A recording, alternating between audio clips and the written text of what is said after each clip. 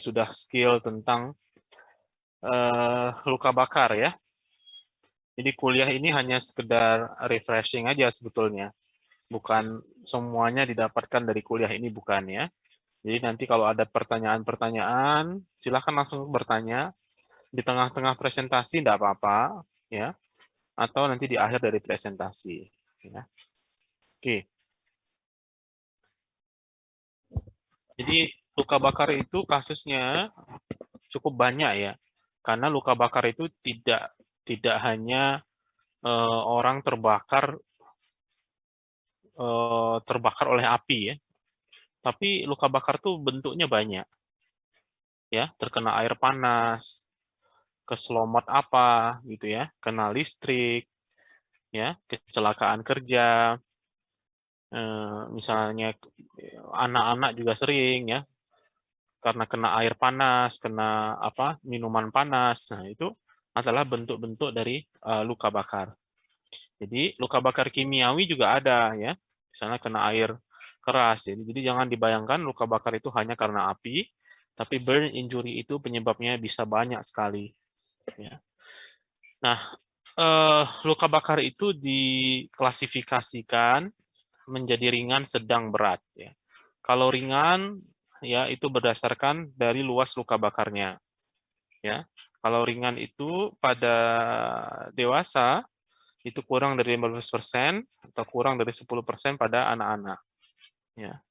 Kemudian ada lagi kalau ini cuma membagi jadi dua, ya, complex burn itu lebih dari 15% pada dewasa dan lebih dari 10% pada anak-anak.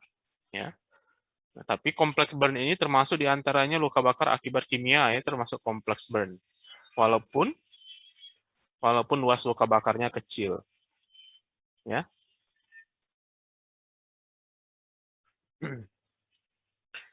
Ya, ini paling banyak di daerah-daerah negara berkembang. Ya, kenapa? Ya, karena pertama safety di tempat kerja itu kurang. Yang kedua adalah karena penanganan ya, tentunya. Ya. Tempatnya jauh, akses dari fasilitas kesehatan jauh, dan fasilitas di pelayanan kesehatan juga tidak memadai. Ya. Jadi ini menjadi masalah. Padahal penanganan luka bakar itu adalah sederhana sebetulnya, yang dapat mencegah mortalitas. Ya. Contoh misalnya, pengenalan RW yang baik sehingga tidak terjadi obstruksi RW, itu penting. Ya.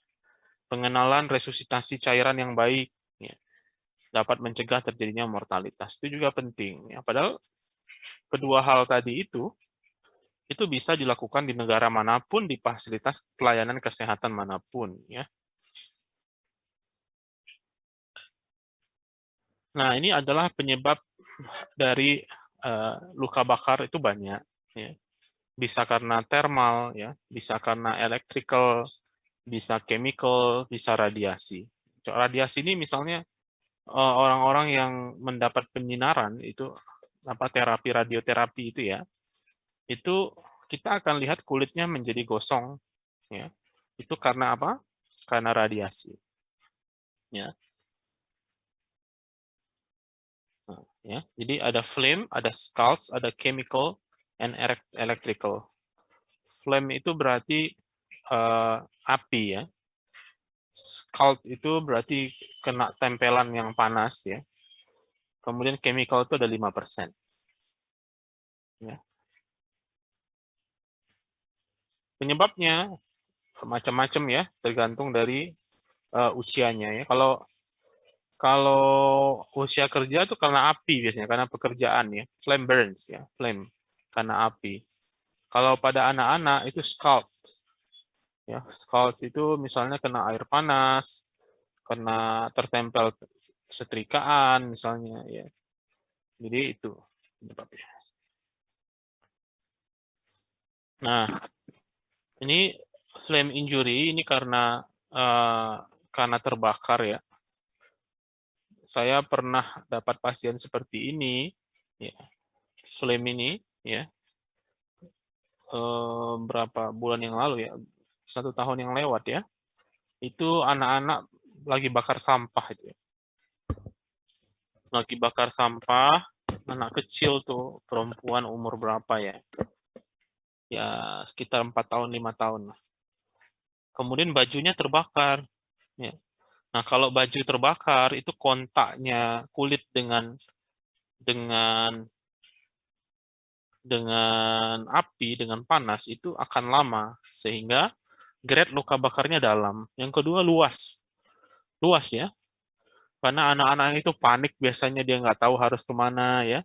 Dan ya dan di sana nggak ada orang waktu itu. Ada orang yang lewat tapi sudah cukup terlambat ya. Sehingga kasihan ya, anak itu juga menderita luka bakar yang cukup luas dan selamat untungnya, tapi menimbulkan morbiditas yang panjang. Morbiditas yang panjang itu ya nantinya bisa jadi kontraktur, ya, perawatannya lama, pasiennya trauma secara psikis ya anak-anak. Jadi itu, ya. Kalau kalau scald itu hot drinks and liquids ini juga paling sering ini ya. Jadi tersiram ya, bukan disiram ya, tersiram dari air panas atau cairan yang panas, ya. Mandi air panas ya, tapi bawanya pakai ceret, ya, ketumpahan. Ada kemarin orang tuanya bikin wedang jahe, anaknya ngeraih-raih kena. Ya. Jadi scalds ini juga termasuk sering ya pada anak-anak. Ya. Kemudian contact burns. Contact burns itu berarti dia apa, terbakar, kemudian dia kontak dengan benda yang panas ya. Contohnya misalnya ya ini ya besi panas, tertempel besi panas ya, kecelakaan kerja paling sering. Dan ini umumnya dia dalam dan full thickness. Nah, electrical burns ini agak unik ya. Electrical burns ini nggak ada apinya. Ya. Jadi electrical burns itu ada dua, ada flame, ada yang karena electricalnya. Jadi kalau orang luka bakar kena listrik, itu listriknya meledak atau kena setrumannya. Kalau meledak, luka bakarnya karena flame ya. Tapi kalau dia karena electrical, karena tegangan dari listriknya, maka patofisiologinya bukan karena listriknya itu secara langsung. Ya. Misalnya seperti gambar ini. Kita lihat luka bakarnya dia kepegang listrik di tangan. Ya. Tapi kok kepalanya ikut terkena luka bakar ya? Itu karena listrik tadi itu menjadikan tulang sebagai konduktor dari listrik itu ya. Konduktor itu yang mengalirkan listrik sekaligus sebagai isolator. Jadi dia menahan ya dan mengalirkan listrik. Nah, kalau tulang itu terpapar dengan arus listrik yang tinggi, maka tulang itu akan menjadi panas. Menjadi panas tulang itu ya. Sehingga kalau tulang itu panas, maka kulit, otot, dan jaringan yang ada di atasnya, termasuk juga saraf, pembuluh darah, itu akan terkena dampak panasnya. Ya. Nah, contohnya ini ya, ini bukan di kepala dia kenanya, mungkin di tempat lain, tapi kepalanya teraliri listrik, tempat keluarnya jadinya seperti itu ya. Kadang-kadang yang terpegang tangan, tapi yang terinjak kaki, tapi tangan ikut tempat keluarnya arus listrik tersebut. Ya. Nah, kalau dia itu mengganggu sistem kelistrikan, maka akan terjadi aritmia dan henti jantung. Ya. Nah, berikutnya chemical burns. Ya. Chemical burns ini tadi masuk kompleks burn ya, atau luka bakar yang berat. Seberapapun luasnya. Ya. Kenapa begitu? Karena kerusakannya itu dalam. Ya, kerusakannya itu dalam. Nah, chemical burns itu dibagi menjadi penyebabnya macam-macam, tapi secara umum ada dua, asam dan basa. Asam dan basa, acid and alkalis. Ya. Acid itu contohnya sulfur, nitrit, hidrofluorik, hidroklorik, fosforik. Ya. Alkali itu sodium or potassium hydroxide, hipoklorit, amonia fosfat, chemical in household cleaning agents. Jadi kayak pemutih lantai itu tuh alkali ya. Itu yang paling sering alat pel itu juga termasuk alkali ya. Dan bahayanya Alkali ini kerusakannya lebih parah dibandingkan dengan asam. Ya. Coba lihat gambar figure number 10 ya, nomor 10 ini ya. Dry necrotic scar covered chemical burn ya. Jadi lukanya dalam ya. Kalau kulit itu rusak semua, maka kulit itu akan menjadi scar. Nah, terjadi jaringan parut ya. Nah, yang figur 12 itu chemical burn due to sodium hydroxide. Jadi karena strong alkali ya, alkali yang kuat. Nah, akibatnya apa? Kalau dia itu alkalinya kuat atau asamnya kuat, akan terjadi denaturasi protein ya. Karena protein itu akan nanti larut dia dengan asam dan alkali ini. Baik, kita lanjut lagi ke dalam patofisiologi bagaimana luka bakar itu berjalan historinya ya. Jadi secara umum ada dua, ada local response, ada systemic response. Ya, local response. Ya, the local response itu terjadi dibagi menjadi 3 area. Jadi ada area koagulasi atau nekrosis, ada stasis zone, ada zone of hyperemia ya. Jadi ada 3 ini ya, zona koagulasi, zona stasis, zona hiperemia. Zona hiperemia ini yang yang kemerah-merahan itu ya. Ya. Ini bagus ya karena tisu perfusi jaringannya baik ya. Jadi yang merah-merah ini ya. Ini yang merah-merah ini atau yang merah ini ya. Itu termasuk zone of hyperemia ya. Bagus jaringannya, prognosisnya cukup baik ya. Tapi di sekitarnya ada namanya zone of di sentralnya ada namanya zone of stasis. Stasis itu mengelilingi zona koagulasi atau yang nekrosis. Nah, contohnya yang putih-putih ini ya. Nih, yang putih, tapi bukan putih yang putih banget ini. Kalau ini zona koagulasi namanya. Yang putih-putih ini itu namanya zone of stasis ya. Zone of stasis ini bisa menjadi zona koagulasi, bisa juga dia menjadi zona hiperemia ya. Bisa juga jadi zona hiperemia. Nah, kita sebagai dokter itu tugasnya adalah menyelamatkan sebanyak mungkin zone of stasis ini, zona stasis ini, sehingga bisa bertahan. Ya. Kalau zona koagulasi, ini yang putih ini. Jadi yang putih ini bukan baik, putih itu jelek. Ya. Karena itu tandanya terjadi kerusakan yang parah, zone of coagulation.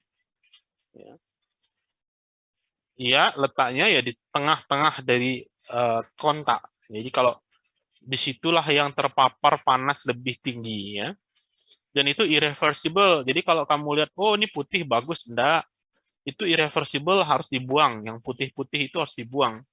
Ya, karena dia stasis dan karena dia itu sudah total damage ya. Sudah irreversible death. Nggak mungkin lagi akan berubah menjadi jaringan yang hidup ya. Nah, yang kedua adalah systemic response ya. Systemic response ini ya sama lah ya. Jadi tubuh manusia itu adalah satu sistem yang kompleks seperti dalam hadis Nabi itu ya. Izastaka minhu udu, jadi kalau sakit tangannya kita ini seluruh tubuh merasakan sakit. Kan Nabi membuat perumpamaan seorang mukmin dengan mukmin yang lainnya seperti satu tubuh. Ya karena apa? Karena tubuh itu walaupun yang kena jari ada namanya systemic response. Ya, systemic response. Tujuannya adalah untuk menyelamatkan daerah yang terkena, ya. Systemic response nih, ya. Cuma sayangnya systemic response ini kalau berlebihan, maka yang terjadi malah efek yang sebaliknya, ya. Jadi systemic hypotension, bronchoconstriction, increase in basal metabolic rate, reduce of immune response. Jadi itu adalah efek dari systemic responses yang overwhelm ya, berlebihan. Jadi itu ya. Jadi sama seperti COVID-19 tuh, COVID-19.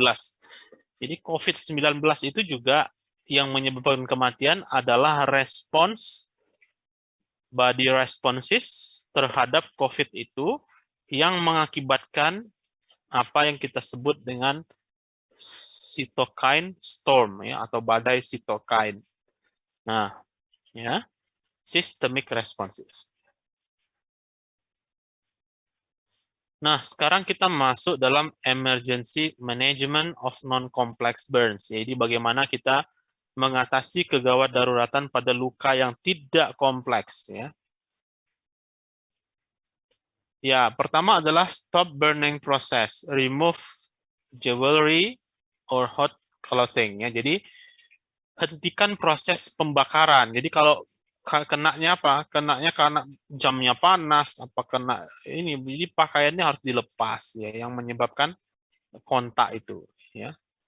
Cool the burn, dinginkan luka ya. Gimana caranya? Caranya aliri air. Ya, jadi kalau kenanya tangan ini non kompleks loh ya, yang ringan ya berarti. Dialiri air mengalir 20 menit ya, atau dikasih hidrogel untuk pendingin ya. Dengan dingin itu maka zona-zona yang tadinya stasis berharap kita jadi hyperemia ya. Jadi tidak terjadi nekrosis ya. Kemudian provide analgesia according to pain control ya, berikan anti nyeri ya berdasarkan protokol nyeri ya. Jadi protokol nyeri itu ada namanya step ladder management dari pain management ya. Jadi tidak langsung menggunakan analgesia yang kuat, tapi mengikuti ladder dari protokol pain ya. Check for trauma and life-threatening injury ya. Kemudian kita melakukan samalah A, B, C, D, E dan seterusnya ya. Nah, kemudian kita harus pastikan apakah ini memang luka bakar yang non kompleks ya. Pastikan betul-betul memenuhi kriteria yang kompleks atau non kompleks ya. Ensure burn is covered and refer patient for transfer kalau dia itu membutuhkan unit luka bakar ya. Nah, ini general first aid. Jadi ini contohnya, kalau luka bakar gimana? Kasih betadine, salah ya. Yang benar adalah dinginkan. Kasih odol, ada nggak ilmunya? Nggak ada sebetulnya, tapi mungkin berpikirnya itu adalah untuk didinginkan ya. Stop the burning process ya. Stop the burning process, apply general first aid to cool the burn wound ya. Kemudian baru tutup lukanya ya, tutup ya. Nah, ini coolingnya ya, dengan suhu 12 sampai 18 derajat ya, bukan juga es ya. Kemudian kalau nggak tersedia air gimana ya? Wet towels ya, apalagi hidrogel ya, air aja nggak ada ya. Nah, ini yang merah ini dilihat nih, ice or very cold water should be avoided because it causes vasoconstriction and may paradoxically deepen the wound. Jadi es atau air yang sangat dingin itu sebaiknya tidak diberikan ya. Karena itu malah bisa menyebabkan hal yang paradoks ya. Jadi pengennya baik malah terjadi sebaliknya. Kenapa? Karena dia menyebabkan vasokonstriksi sehingga lukanya jadi makin dalam. Ya, cover the burn, ya, tutup luka tersebut. Kenapa harus ditutup ya? Karena mencegah terjadinya infeksi, prevent bacterial colonization, prevent desiccation ya, mencegah kering. Kalau dibiarkan terbuka, lukanya kering. Luka kering itu jelek. Yang baik adalah luka yang lembab. Kemudian yang ketiga, kenapa harus ditutup? Karena relief pain from exposed nerve ending. Dia akan mengurangi nyeri dari ujung-ujung saraf. Itu kalau luka bakar ini seperti ini ya, kena kipas angin aja tuh sakit banget ya. Sehingga perlu untuk ditutup. Ya. pakai apa yang bagus? Ya ada harusnya wrappingnya yang khusus ya. Tapi kalau tidak ada ya pakai kasa. Cuma kasa itu dia melukai pasien sebenarnya karena lengket ya. Sorry. Nah, ini lihat ya, do not apply topical antimicrobial creams at this stage. Jadi nggak langsung sebetulnya diberikan salep itu enggak. Itu belakangan ya. Stage akut itu tidak perlu diberikan antimikroba ya. Nah, relief pain, apa yang kita atasi nyeri ya. Kalau pada luka bakar itu sebetulnya standarnya adalah dengan menggunakan opioid ya, morfin. Kalau kita lihat di apa namanya di tata laksana luka bakar itu yang pertama kita berinya morfin dulu ya, morfin, oke, ya. Dan morfinnya itu diberikan intravenous ya kalau nyeri sekali ya, luka bakar yang dalam berat, intravenous morfin. Ya, kembali lagi kalau kita menemukan pasien emergency, maka yang harus kita lakukan pertama adalah primary survey ya. Primary survey ya, berdasarkan ATLS. Nah, yang pada luka bakar itu yang jadi pada luka bakar itu yang bahaya pada airway adalah trauma inhalasi ya. Trauma inhalasi. Jadi lihat nih gambar ini. Seheboh inilah luka bakar itu ya. Ini luka bakar yang dilakukan eskarotomi. Kemudian fluid resuscitation. Ya, fluid resuscitation. Nah, ini kata-kata yang di atas ini betul-betul digaris bawahi ini. Effective fluid resuscitation is the cornerstone of management in major burns. Jadi resusitasi cairan yang efektif itu adalah tolak ukur ya. Hal yang paling penting ya. Hal yang paling penting dalam manajemen luka bakar. Ya. Kapan kita berikan fluid resuscitation atau resusitasi cairan? Jika luas luka bakarnya itu lebih dari 15% pada dewasa or over 10% in children. Lebih dari 10% pada anak-anak should be started as soon as possible on scene. Jadi harus dimulai segera, sesegera mungkin pada kondisi ditemui ya. Nah, bagaimana kita menghitung luas luka bakar? Pakai apa kemarin? Pakai rule of 9 pada dewasa ya. Kalau pada anak-anak ada perubahan-perubahan sedikit ya, menyesuaikan. Nah, menghitung kebutuhan the rule of 10 ini pada anak-anak ya. The rule of 10 ini ya. Ini kita tidak pakai ini ya. Ya. Jadi ini rumus ya. Rumus yang diberikan untuk cara mudah menghitung kebutuhan cairan pada anak-anak ya. Jadi 100% untuk 10 kg pertama. Jadi misalnya beratnya berapa? Misalnya anak beratnya 15 kilo ya. Jadi berapa kebutuhan maintenance-nya? Jadi 100 cc tambah 5 kali 50 berarti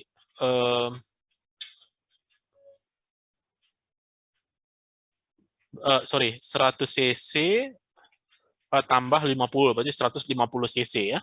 Kemudian setelah 20 kg tambahkan 20 cc per kilo untuk setiap kilonya. Ya. Nah, kalau pada dewasa itu menggunakan sebetulnya kalau ini di buku ini begini ya, tapi kalau mudahnya adalah kita menggunakan rumus Baxter ya atau Hartman solution atau Hartman formula. Jadi resuscitation fluid alone. Jadi resusitasi cairan saja. Berapa diberikan? Diberikan 3 sampai 4 cc. Ya. 3 cc pada superficial and partial thickness, 4 cc pada yang full thickness. Jadi nggak usah bingung ya, kita pakai 4 cc aja. Kemarin udah sepakat kita pakai 4 cc.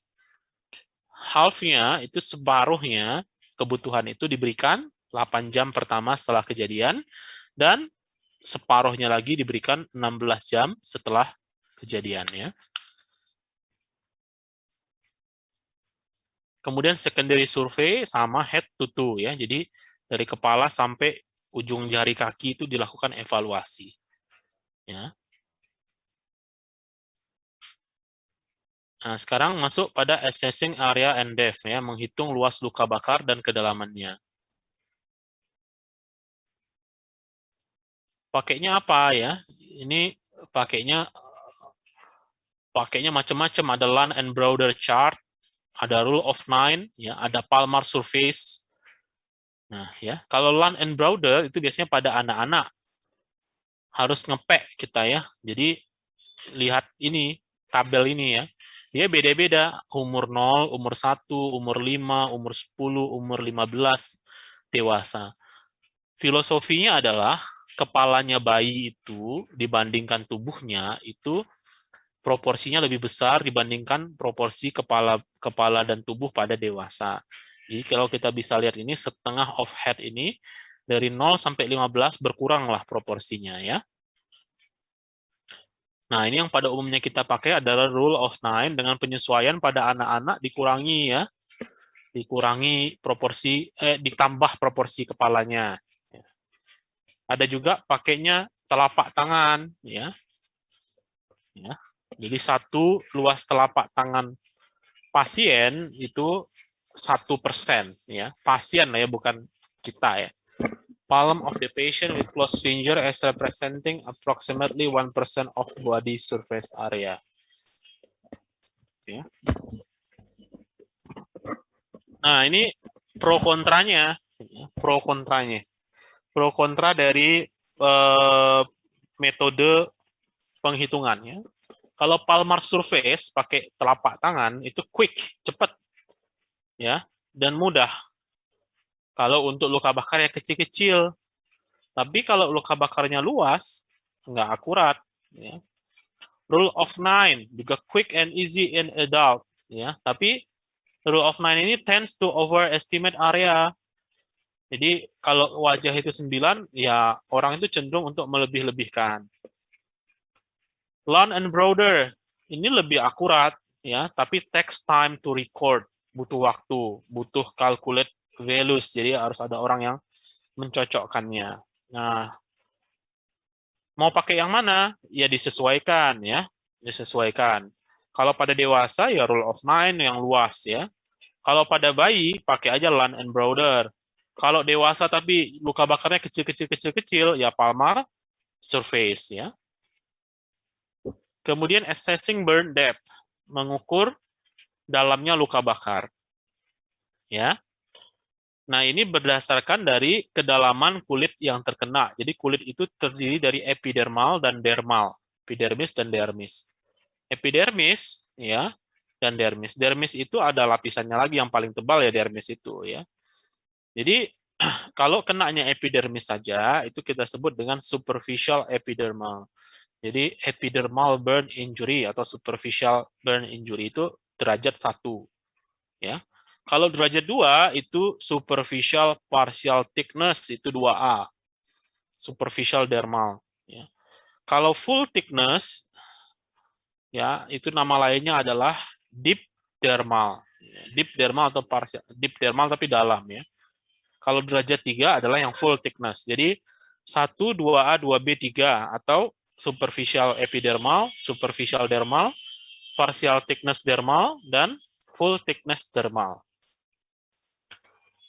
Bagaimana kita mengakses atau menilai ini ya? Jadi bisa membuat judgement itu kedalamannya berdasarkan ciri-cirinya. Ya.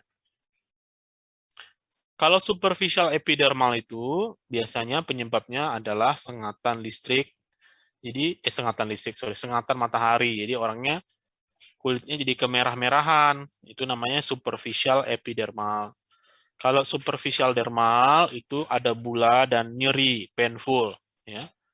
Kalau deep dermal itu warnanya lebih pucat, ya seperti ini. deep dermal, dan dia itu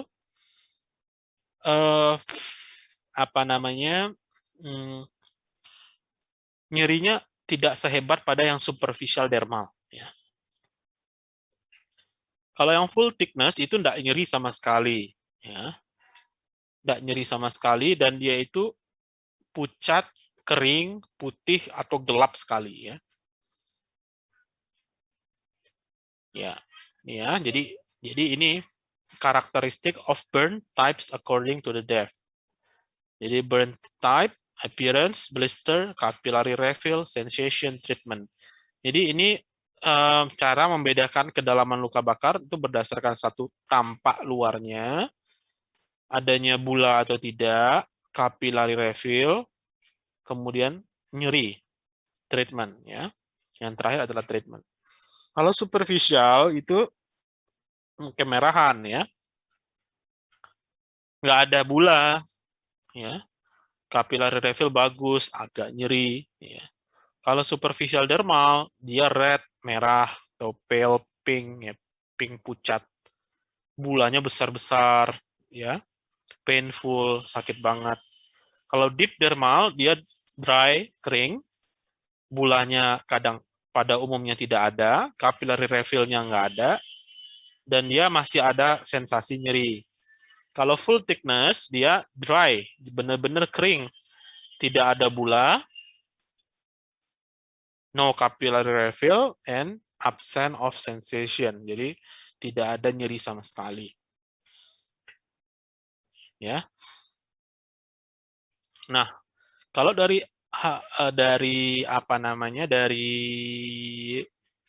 anamnesis, apa sih yang harus kita cari adalah exactly how the injury was sustained. Jadi bagaimana luka bakar itu terjadi, bagaimana riwayat medicalnya dia, nutritional status, and details of any emergency management. First aid perform, apa yang sudah dilakukan. Dan berikutnya adalah family contact details. Ya. Mekanisme of injury itu penting. Ya, jadi harus kita gali, bisa sama pasiennya, bisa sama pengantarnya, bagaimana injury sustain itu terjadi. Sehingga kita bisa tahu apakah dia karena luka bakar, karena api, karena kontak, atau chemical, atau electrical, atau sebelumnya sempat juga misalnya ledakan dan lain sebagainya. Medical history penting juga, ya. Ya, smoking habits, diabetes, ya. Kemudian emergency management undertaken. Jadi apa yang sudah dikerjakan, ya. What first aid was performed, ya. Apa penanganan awal yang sudah dikerjakan? Apakah sudah dilakukan cooling? Apakah berapa sudah dilakukan resusitasi cairan, dan berapa banyaknya, kapan, ya. Itu harus ditanyakan pada pasien atau pada yang merujuk, ya. When to refer, kapan kita harus merujuk, ya? Tentunya kalau kalian ada di puskesmas, ada di dokter, ada di klinik, ada di daerah, kalau luas luka bakar, kalau dia termasuk pada yang non-complex burn injury, itu silakan aja dirawat. Tapi kalau dia termasuk yang kompleks burn injury, rujuklah dia kepada burn unit-nya. Nah, ini kriterianya tadi, ya. Kalau kompleks harus dirujuk, ya. Oke, ini dressing. Pain management, ya. Jadi WHO analgesic ladder, ya. Ladder. Jadi mulai dari yang sederhana, step satunya adalah pakai non-opioid. Yang kedua pakainya weak opioid. Yang ketiga pakainya strong opioid. Nah, tapi kalau pada luas luka bakar yang kompleks, ya, kita pakainya yang weak atau strong opioid. Langsung strong malahan, ya. Pakainya itu morfin. Ya, saya kira itu saja presentasi, ya, sekedar refresh, ya. Mungkin kalian sudah baca banyak. Kira-kira ada yang mau ditanyakan? Silahkan.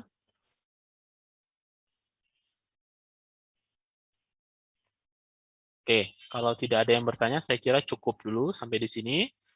Ya, silahkan membaca silahkan menggali lagi nanti setelah koas, atau nanti setelah lulus tuh ada workshop, ada simposium tentang luka bakar, ikuti, atau yang mau jadi spesialis bedah, silahkan ya. Jadi intinya dasar-dasar tentang burn injury itu sudah didapatkan pada waktu dokter umum. Terima kasih. Assalamualaikum warahmatullahi wabarakatuh. Waalaikumsalam warahmatullahi wabarakatuh. Terima kasih banyak dokter.